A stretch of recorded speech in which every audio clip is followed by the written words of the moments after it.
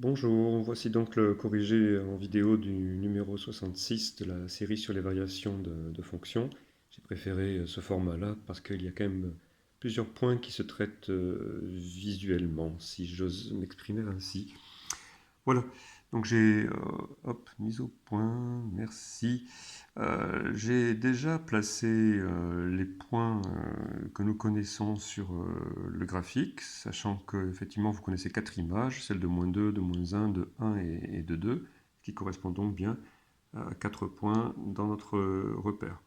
Voilà, vous voyez donc que j'ai pris un repère orthonormé, les images de -2 et 1 sont toutes les deux égales à -2, et celles de -1 et 2, toutes les deux égales à 2. Donc, on ne connaît que ces 4 points, et le sens de variation de la fonction. Donc il faut relier, en respectant ce sens, les 4 points en question. Il y a une infinité de façons de s'y prendre.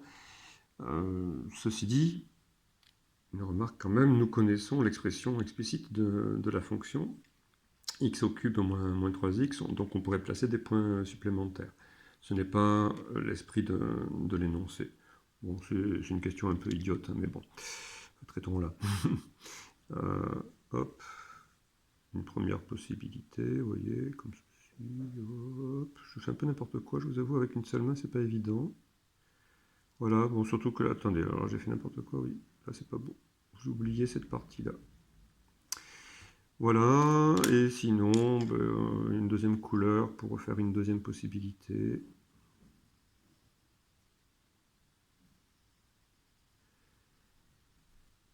Etc. Bon, désolé, c'est pas évident encore une fois. Vous aurez certainement fait plus joli et plus rigoureux. Voilà, alors surtout, moi, ce qui m'intéresse, ce sont les deux questions qui vont suivre. Des résolutions d'équations graphiquement et maintenant avec le support du tableau de variation en plus. On vous demande de proposer un réel k tel que l'équation f de x égale k admette exactement deux solutions. Alors on vous en demande un. On peut on peut donner tous les réels k répondant à ce critère, parce qu'il n'y en a pas beaucoup, il n'y en a que deux.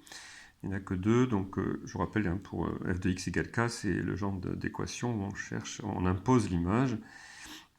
Donc f de x égale k, vous pensez à une droite parallèle à l'axe des abscisses, et il faut que cette droite ne coupe notre courbe qu'en 2 points. On veut uniquement deux solutions. Et donc là, il n'y a que deux possibilités, hein. Soit ici pour k égale -2, soit là pour k égale 2. Donc f de x égale -2, f de x égale 2, ce sont les deux nombres k qui répondaient à la question.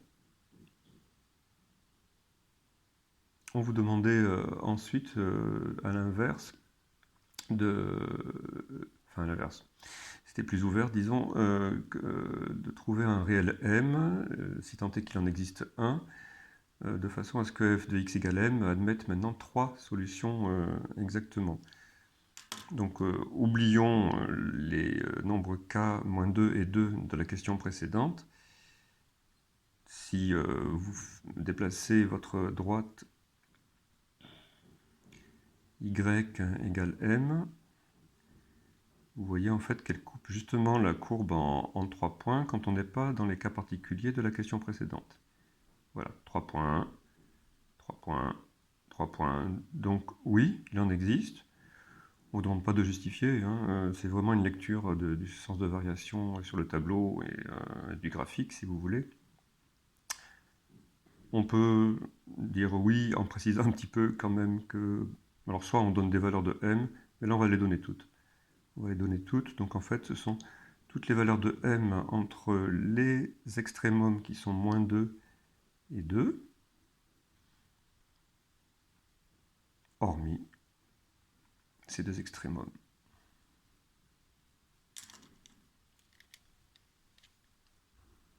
Donc trois solutions pour m qui appartient à -2, 2. On peut s'amuser, je vous le propose, à le montrer pour un exemple très particulier. que vous savez résoudre. C'est le cas où m vaut 0.